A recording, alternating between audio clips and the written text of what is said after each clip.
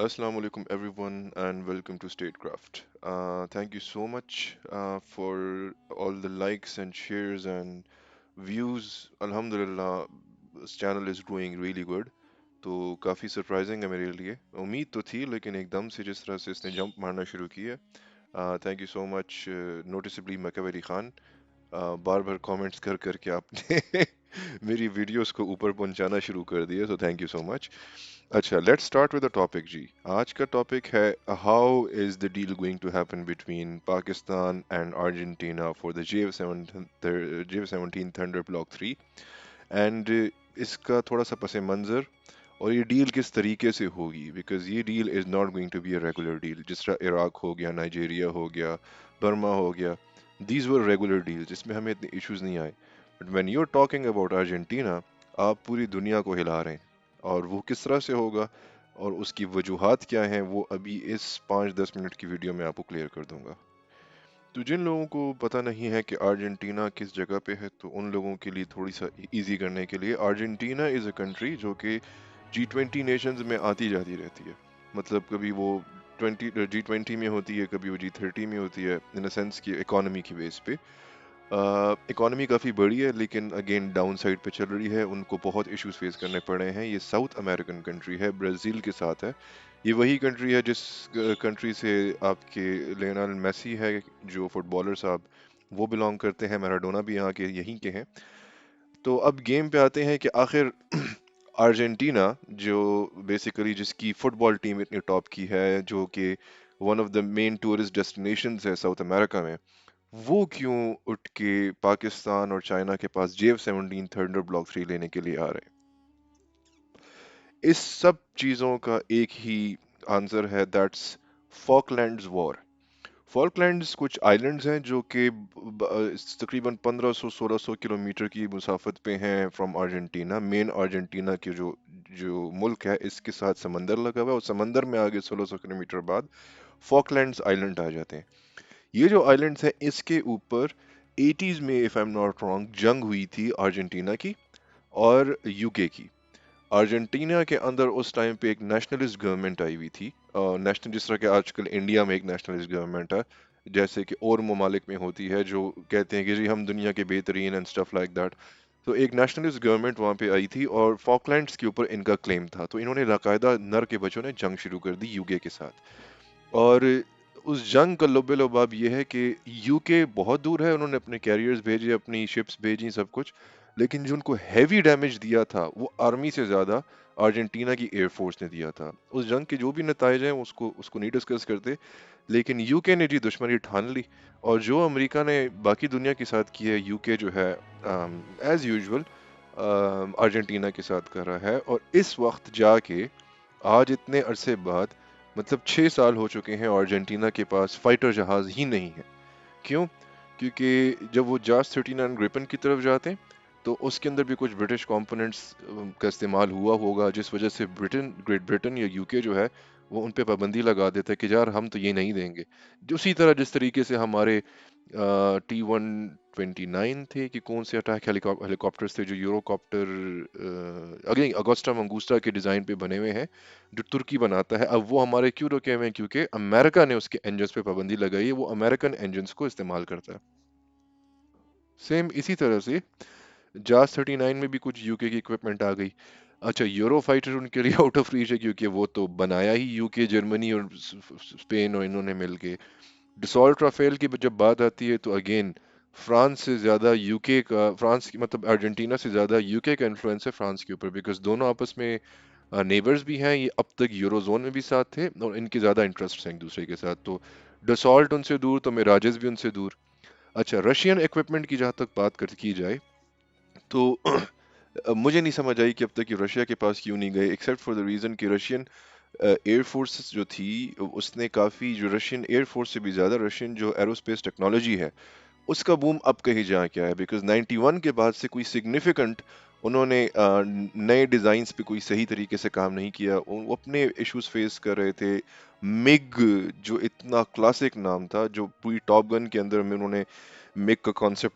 बला बना के दिखाया लोगों को मिग बिल्कुल डिस्ट्रक्शन के करीब पहुंच चुका है लाइक स्टेट ओन्ड कंपनी है लेकिन कोई फायदा नहीं है उसको, सप्लाईज स्पेयर पार्ट्स प्रोवाइड कर रहे हो तो ठीक है, लेकिन कोई मेजर एक्सपोर्ट उनकी हमने नहीं देखी। सुखोई ने फिर भी सरवाइव किया है। तो अब जब बात आ रही है, अब कहीं जाके इन्होंने SU-57 निकाला है और ड्रोन टेक्नोलॉजी में आगे आ रहे हैं, लेकिन अभी भी इतने ज़बरदस्त नहीं है जितने कि तुर्की है, चाइना है, पाकिस्तान भी उसमें काफ़ी आगे आ गया। सो रशिया को, या आप कह सकते हैं सोवियत यूनियन को, एक बड़ा धचका लगा था 91 में जब वो टूटी थी, तो उससे लेके अब तक कुछ खास उनकी डेवलपमेंट थी नहीं।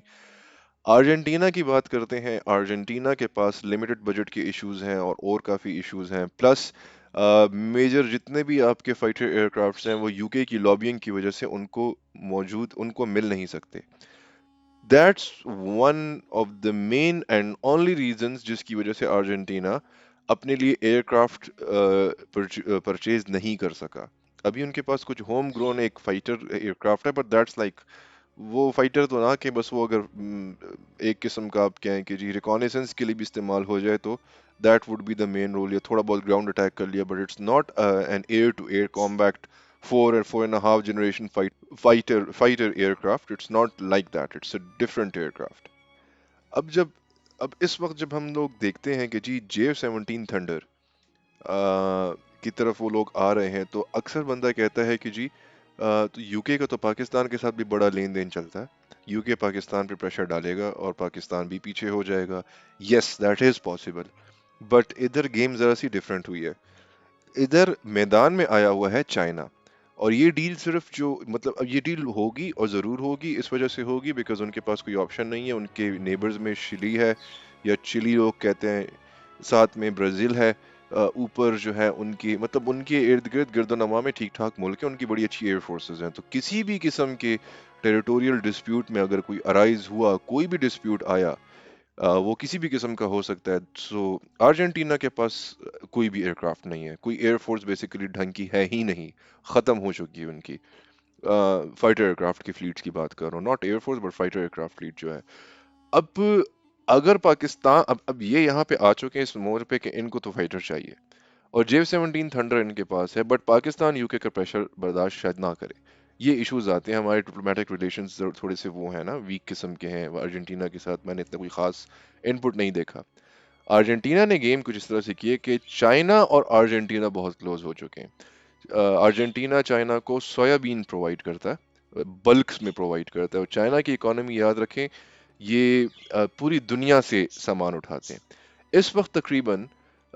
30 बिलियन डॉलर्स के करीब की डील्स की बात चल रही है बिटवीन चाइना एंड अर्जेंटीना, जिसमें इकोनॉमिक पैकेज भी होगा और बला चीज़ें होंगी। 2015 तक ये ऑलरेडी $1 बिलियन का असलहा खरीद चुके हैं चाइना से। तो जब इक्वेशन में आप पाकिस्तान को निकालेंगे और चाइना को रखेंगे, तो इवन मतलब उस टाइम पे अगर यूके प्रेशर डाले भी तो पाकिस्तान कुछ नहीं कर सकता, because it's joint venture between Pakistan and China. And अगर चाइना ने ठान ली कि भाई हमने तो अर्जेंटीना को देने हैं,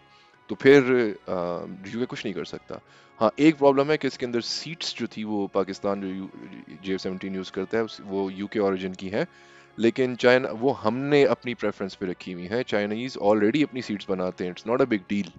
ये पैराशूट्स, ये seats, it's not a big deal for Chinese. उनके इतने जहाज, मतलब दुनिया जहान के वो जहाज बना रहे हैं, तो उनके लिए ये कोई इतना बड़ा इशू नहीं है। सॉरी, पीछे मेरे थोड़े से, I am fan of budgies, मैंने बजीज रखे हैं, वो अब इस टाइम पे बोलते हैं, उनको कुछ हुआ हुआ है, सो माइंड मत कीजिएगा वीडियो में शोर आया तो। लिहाजा वापस आते हैं कि एक जो क्वेश्चन आता है कि यार इनके तो हालात ख़राब चल रहे हैं, ये पैसे किस तरह से देंगे एंड स्टफ लाइक दैट। देखें, पैसों से हट के भी थोड़ा सा सोचना है। दुनिया की जो जियोपॉलिटिकल रियलिटी है वो शिफ्ट कर रही है, टेक्टोनिक प्लेट्स शिफ्ट कर रही हैं। Argentina is rich in natural resources. Argentina is rich because Amazon का भी यहाँ से गुजर है। आपके जो अमेजोन का जो फॉरेस्ट है, वो लंग्स ऑफ द वर्ल्ड उसको कहते हैं, पूरी दुनिया की आधी से ज्यादा ऑक्सीजन वो लोग बनाते हैं। तो तो एक नेचुरल रिसोर्सेज उनके पास वो हैं। फिर जेर ज़मीन बहुत नेचुरल रिसोर्सेज हैं। ब्राज़ील को अगर देखें तो ब्राज़ील और अफ्रीका, ये आज से लाखों करोड़ों साल पहले एक एक ही जगह पे थे, जब हमारी दुनिया में मतलब ये जो जिस एरा की मैं बात करूं, फिर ये कॉन्टिनेंट्स बने, अलग हुए। ब्राज़ील जो कि अर्जेंटीना के बिल्कुल साथ चिपका हुआ है, वहां से दुनिया का आधे से ज्यादा जेमस्टोन्स निकलते हैं। जेमस्टोन्स की इंडस्ट्री आप लोगों को शायद ना पता हो, दुनिया की मानी हुई इंडस्ट्री है, बहुत पैसा है इसके अंदर। अर्जेंटीना भी सेम टेरिटरी शेयर करता है, जिस तरह अफगानिस्तान और पाकिस्तान साथ साथ हैं और दोनों में तकरीबन एक जैसे पत्थर निकलते हैं। तो पत्थरों जहाँ पे पत्थर निकल रख सकते हैं तो फिर वहाँ पे और भी दुनिया जहान की नेचुरल रिसोर्सेज हैं। चाइनीज ऑलरेडी दुनिया में 70% से ऊपर रेयर अर्थ मिनरल्स प्रोवाइड करते हैं दुनिया को। तो चाइना जो अभी इनके साथ पैकेज बनाना जाएगा, जो उसका तरीका होगा फॉर द JF-17 थंडर्स उस तरह से होगा कि ये कलेक्टिव पैकेज होगा जहाँ पे चाइना विल मेक श्योर कि साउथ अमेरिका में उनका कंप्लीट जबरदस्त पार्टनर बन जाए, जो कि स्ट्रेटेजिक पार्टनर हो। और उस स्ट्रेटेजिक पार्टनर को की इकोनॉमी को मजबूत करने के लिए चाइना अगर उनको JF-17 थंडर्स देगा, उनको ड्रोन्स देगा, उनको सिक्योरिटी उनकी इन्हांस करेगा, तो उसके बदले चाइना विल मेक श्योर कि वो अपने लिए भी कुछ उठाए वहां से, और इट्स को एक सिम्बायोटिक किस्म का म्यूचुअली बेनिफिशियल रिलेशनशिप के तौर पे लेके आए दुनिया के सामने, जहां पे दोनों के इंटरेस्ट एक दूसरे के ऊपर इंटरडिपेंडेंट हो।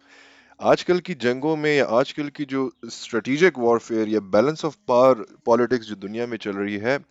उसमें जिस चीज को लोग नजरअंदाज कर लेते हैं वो ये है कि अगर एक मुल्क में एक सुपर पावर आके इन्वेस्टमेंट करती है तो ये उस मुल्क के लिए एक सिक्योरिटी की अलामत है। फॉर एग्जांपल, अगर आज पाकिस्तान के अंदर 70 80 50 60 जितने भी बिलियन डॉलर्स का सीपैक बन रहा है,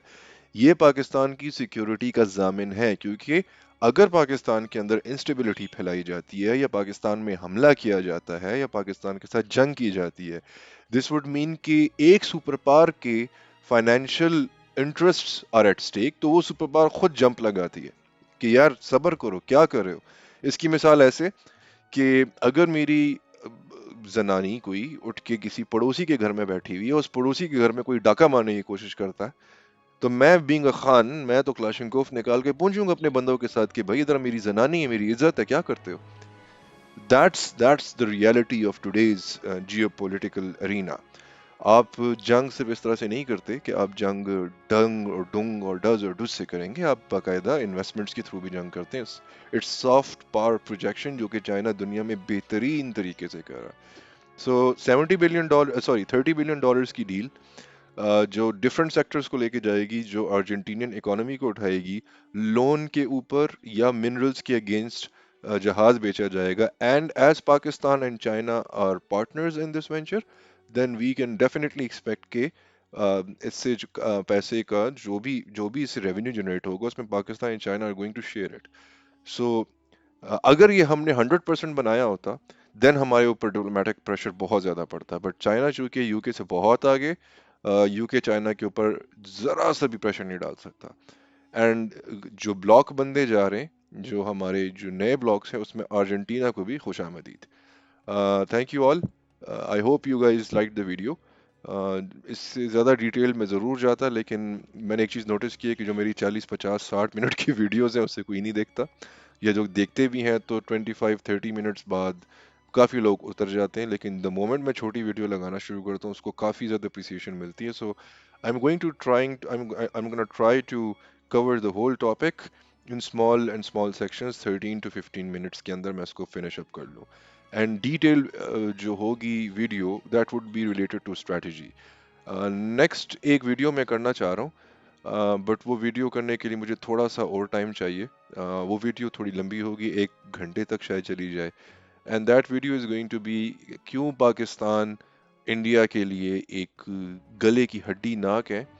बल्कि कैंसर बन सकता है in case of war. It's impossible. Why is it impossible for India to conquer Pakistan, to defeat Pakistan? And how are we going to basically break their deterrence and their sovereignty in case of any warfare अगर हमारे बीच में आता है। पाकिस्तान कितना capable हो चुका है, इस चीज के ऊपर मैं एक प्रॉपर वीडियो बनाऊंगा इंशाल्लाह। And hope you guys like that. इस वीडियो को देखने वाले प्लीज लाइक भी करें, सब्सक्राइब भी करें। मुझे बिल्कुल नहीं अच्छा लगता ये बात करना, लेकिन मजबूरी है, क्योंकि जब लाइक्स एंड सब्सक्रिप्शंस आती है मेरा चैनल ग्रो करता है और मुझे एक सुकून मिलता है, एक मजा आता है, like it feels like an achievement. So thank you everyone. And हाँ, कोई गलती मलती हुई हो तो उसके लिए माफी। Thank you ji. Have a nice day.